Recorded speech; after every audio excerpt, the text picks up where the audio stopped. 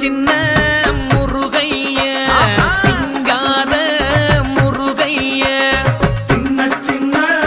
முருகைய சிங்கார முருகைய கொஞ்சி கொஞ்சி தமிழ் பேசும் செந்தில் வடிவேலனவ கொஞ்சி கொஞ்சி தமிழ் பேசும் செந்தில் வடிவேலனவ சின்ன சின்ன முருகைய சிங்கார முருகைய கொஞ்சி கொஞ்சி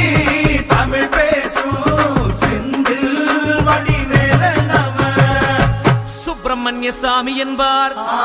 கார்த்திகேயன் என்பார், சுவாமிநாதன் என்பார், முக அமுதன் என்பார்,